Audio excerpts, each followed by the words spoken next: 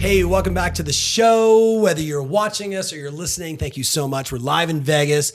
I've got Mr. Bam, Byron Lazine, and I've got Jason Pantana, Mr. All Things Marketing. What's up, fellas? Rock and roll. Having fun. So I'd like to acknowledge that no one told me I was supposed to wear a bomber. Usually do. I know. It's kind of a standing And now. I was going to take it off, but I'm not now because I'm clipped on the jacket. Yes. So, Yes. All right. Today's show is brought to you by Blue Bombers. All right. So, fellas, there is so much happening in the world today. TikTok, will it be banned? Will it not be banned? Instagram Reels, YouTube Shorts. There is, I won't disclose it, Jason, but we've now identified 8 different types of agents that are producing content. Only 2 of them make money. Yeah. I want to talk about what works and what's not. So I want to go hard. Someone is listening right now, whether they have been doing content or not doing content, they need to know, how do I cut through the noise and how do I actually produce content that is meaningful and significant that will either create top of funnel opportunities or help me close deals at the bottom of the funnel.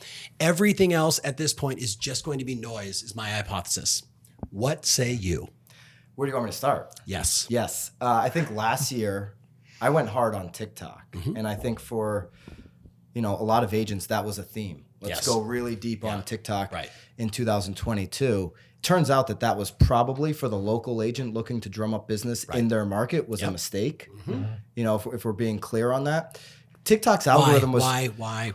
TikTok's algorithm was so juicy, right? Yes. So it was like I'm gonna go for you, right? Yeah, for you page, and you can go out there and just clean up. If you were a new account on TikTok in 22, you likely grabbed 10, 20, 30,000 followers in a quick time frame, a lot of views, right? Yep. And you probably got a lot of attention onto your Instagram, so maybe there was a little bit of impact there, but it wasn't your local impact. No. So if your goal on social media was to make a real impact in your local market, you wasted a lot of time on TikTok. Right.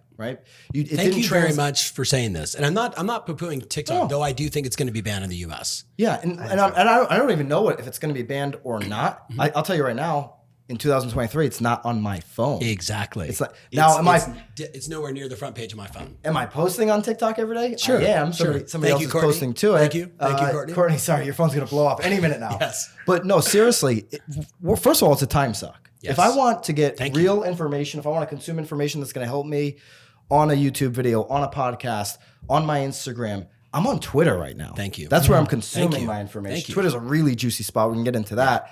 And TikTok was good for what I needed it for, but I also wasn't trying to pick up listings personally in my local market in 2022. Yes. And for the team, we didn't go deep on TikTok because it didn't make sense. No. We stayed into Facebook, we stayed into Instagram where our clients were. Right. Jason, what say you? Can I double down on that? Please. So I think YouTube has a strategic advantage. I think if what you said comes true and TikTok does get banned, my prediction is that YouTube stands the most ready to seize that opportunity because if you look at Facebook and Instagram, they have their reels, but their algorithm is still really tied to your personal network. And I want to talk about that in a second. And unless you spend money, you don't get views. It's just too noisy in the space now. Yeah. It's too busy. Yeah. But on YouTube, their algorithm, they stand to have the best chance with their shorts of really stepping into that opportunity. What else is true about YouTube is that they're a higher intent search engine already. Right. And so I have a couple of thoughts. I think YouTube's a massive opportunity. I think agents should be asking themselves the question, does my subject matter in terms of what I create content-wise work better in a long form setting or a short form setting? Unpack that. Well, so I'll use me as an example.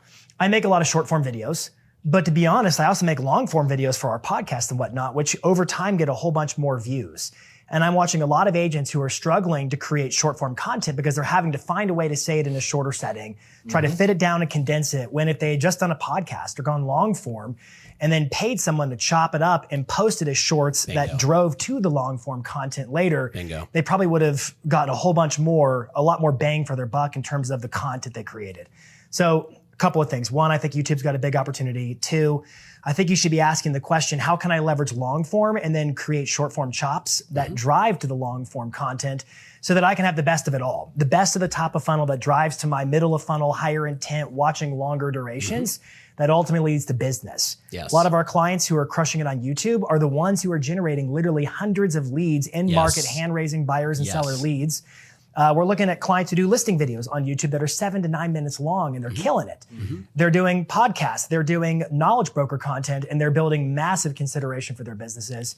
Facebook and Instagram, I think you're right to stay local there because they're still LinkedIn too. I would throw into that mix a little bit. It's your network, so to speak. But one thing to be aware of is Zuckerberg made a comment at an earnings report last year where he said by the end of 2023, 30% of what we see in our feeds on Facebook and Instagram is going to be AI suggested content, which is basically to say 30% of what you're going to see in your feeds is basically them trying to be TikTok. Where they're going to basically keep suggesting us stuff from strangers that we might be interested or entertained by. Right. But the way I look at that is as an agent, you're potentially losing almost a third of your ability to reach your consumers, your network, your past clients and sphere who are following you there. So you have a couple of options, but the main option is you start paying to play. Okay, this goes back to the fundamental difference between Facebook and Instagram, which we all love and we've all used. But the only reason it's effective for me is advertising. Right? YouTube, non-advertising. That's right. Super effective.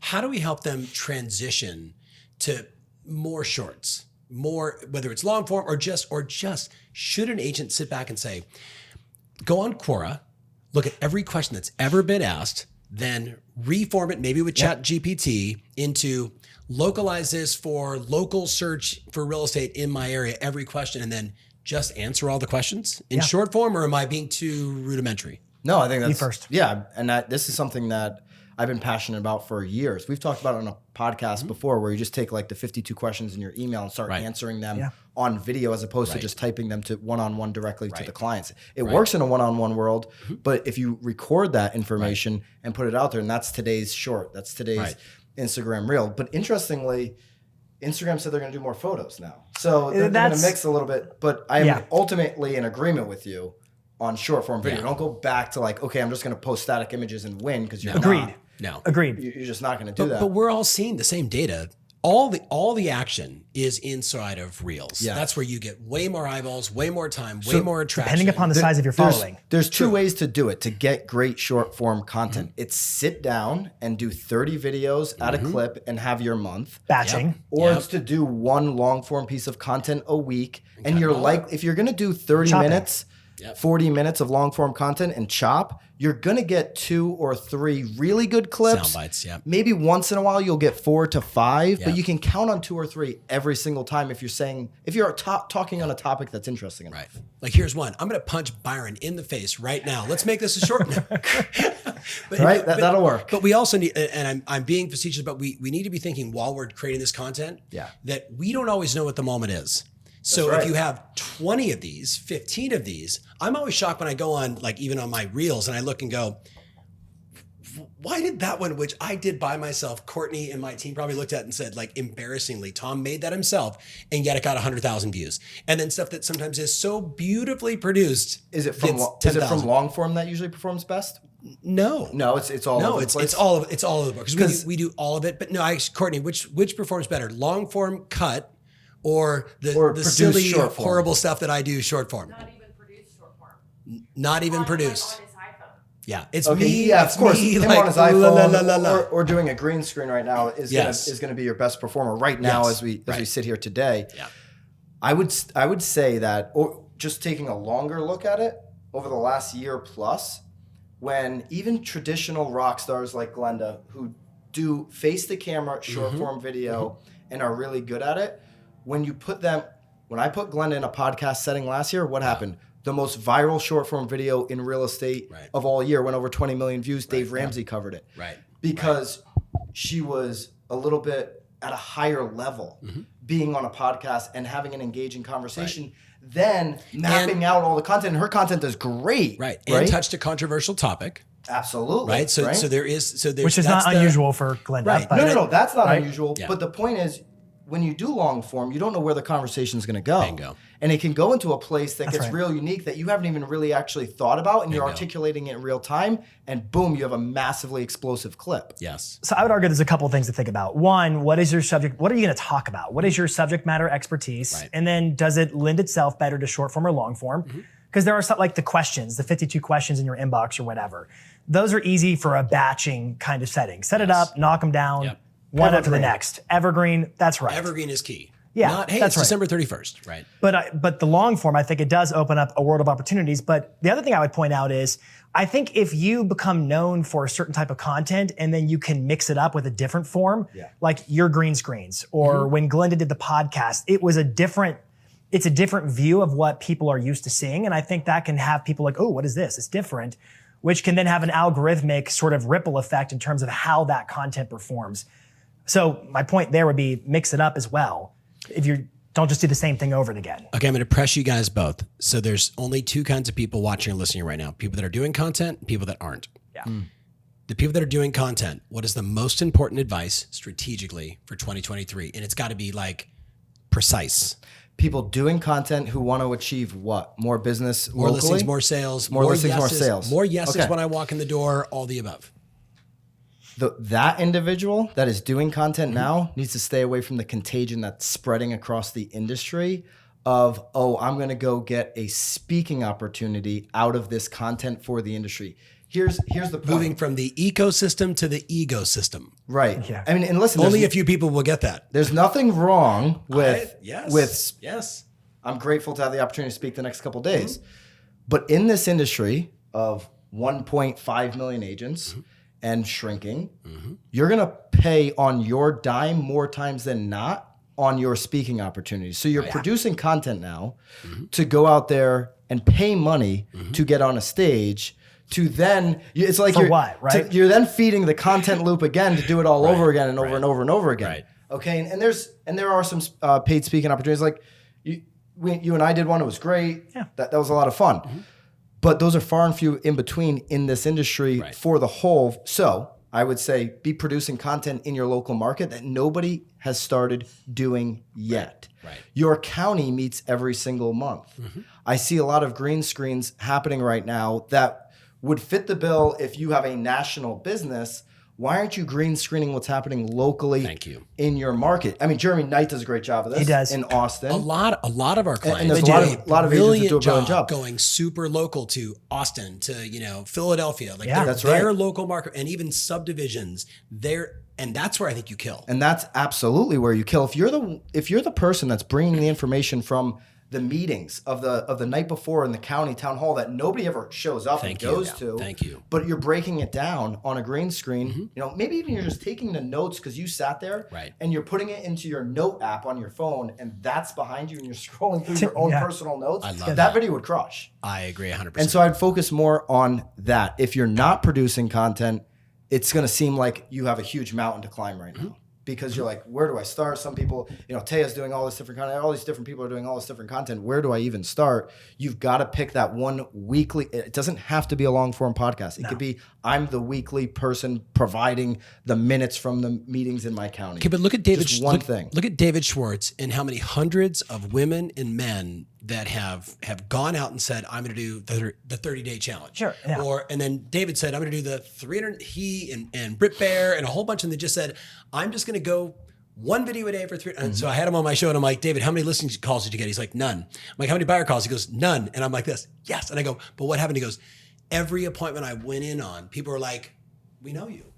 And like it was basically, don't say anything wrong on the appointment. You've already won. Now don't screw it up. Like that's what he got from it. 365 days of content sounds like a daunting task until you sit back and say, what happened today in my local area? Read the local newspaper. That's right. What happened today? And then do content around it. Go to where the attention already is living, right? And so that's what Jeremy does a great job of in Austin. They have a property tax issue in Austin. In Texas. In Texas overall, right? And so he'll do live streams talking about just that. Right. And going deep on it. And what does he get? He gets a lot of people who are following politics in Austin, who moved there for a particular reason, but they're going onto his YouTube channel and they're in the live chat comments. I've seen it in real time. And they're having a political conversation in the chats. Jeremy's not taking a stance politically. It's what I've done on my radio show locally, still do it today for 8 years in Connecticut. We get on there and say, we're not going to take a side on politics, but we're going to bring to the table these discussions that they're already having. They're coming to that radio show for those discussions. Right. So let's at least host the party. All right. Right. Jason, two kinds of people. Doing content, not doing content. Yep. Very, very specific. What should I be doing now? If you're doing content, I think you owe it to yourself to do an audit of what worked and why. I think you need to look at your analytics. How do I do that? So if it's YouTube, you go into your YouTube studio. If it's Instagram, you look at your insights. It could be a relatively informal process or super nerdy. You're talking like I formal know all of process. that stuff. So YouTube. Yep. Let's make it really easy. Yeah. Was there a video that everybody talked about when you went on your listing appointments? There was a qualitative reason people talked about that video. It's the one that you went into a restaurant and somebody said, "Oh my God, I just watched your video was about that video." Right? And or was there or were there videos that just really performed really, really well? Yes. And I would make a very short list of your best performing content and I would double down. I think it's time to really consolidate on the best performing content. We're all stuck in a modality of we throw so much content to see what sticks, but we're forgetting to see what stuck. Right. And so I would say, let's go see what stuck. And let's figure out how do you double down on that so you can get back time and not feel like you're pedaling a hamster wheel as far as video creation goes. I'm not sure if that resonates or not, but that'd be my advice too. Listen, I mean, we talk about so often. I did a little short form piece of content, plays at work. Look back, what worked, what didn't. We need to look at that in every facet of our life and of course in our business. And when you find something in the analytics that continues to grow over time. So like I have a short form right now, why business cards suck. It's a short on YouTube and it just is getting 3-4 comments every single week. It continues to grow in views.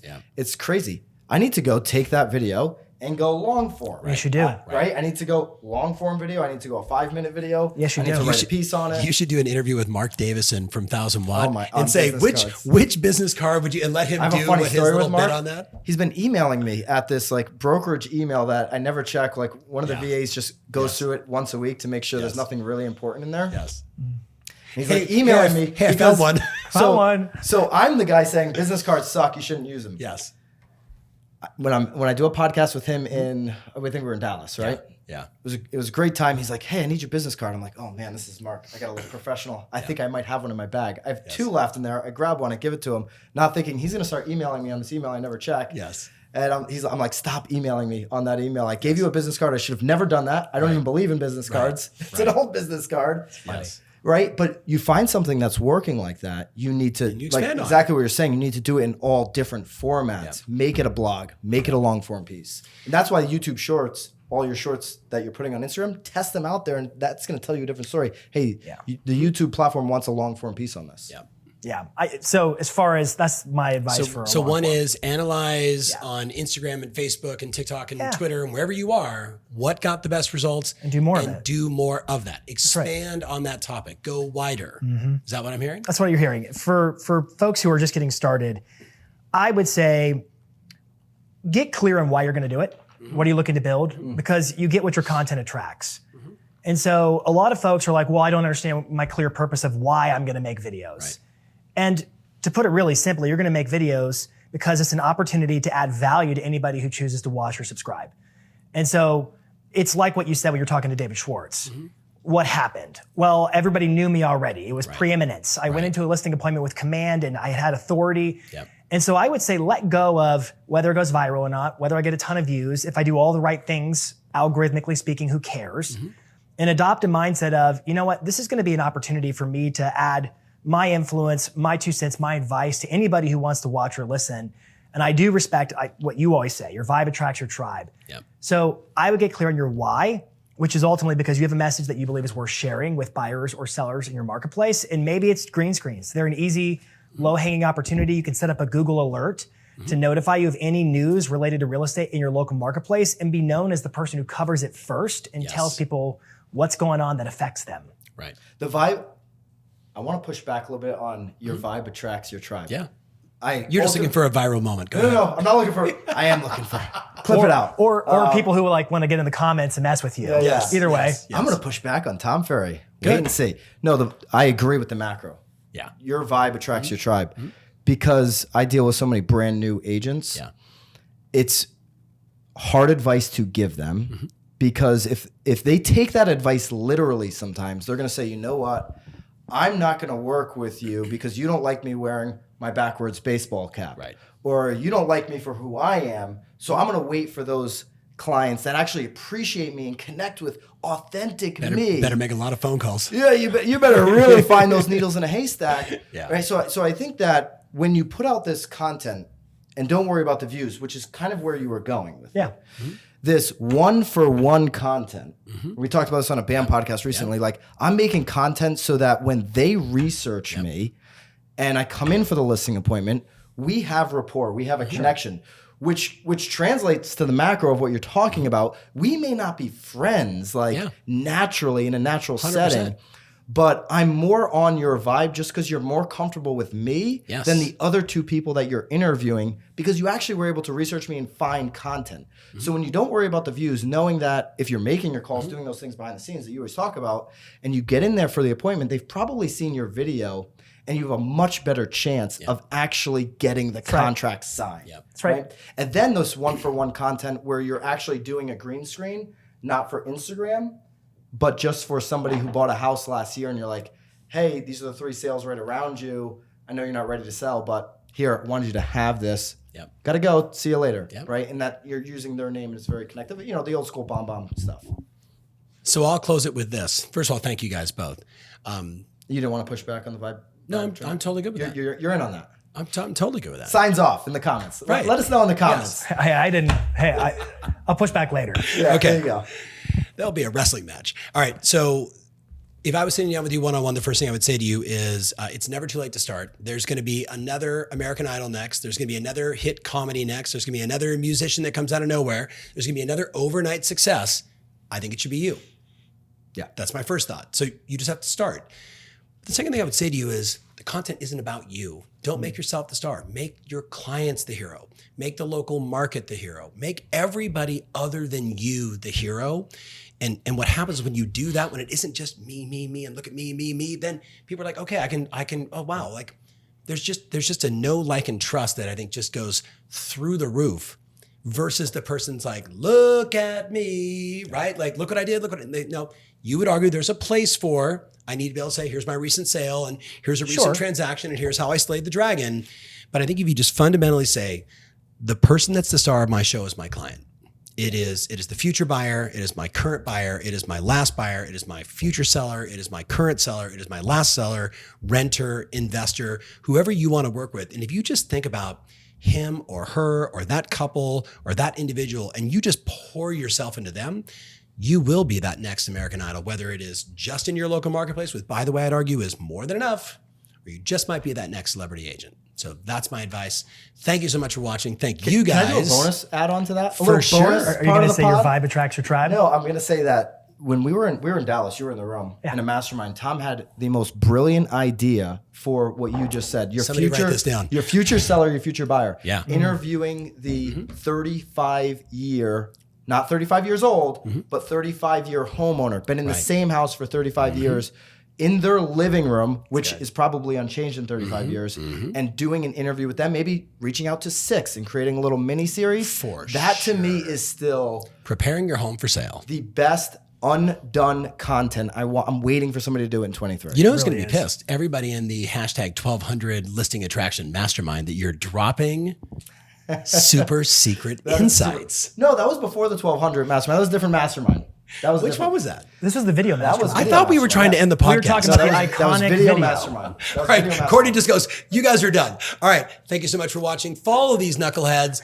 And hey, comments, listen, the more comments we get, the more we know what's going on inside your head. So please give us comments, give us feedback. We are here to serve you. Thank you. Whose bomber jacket is better, mine or Pantana's?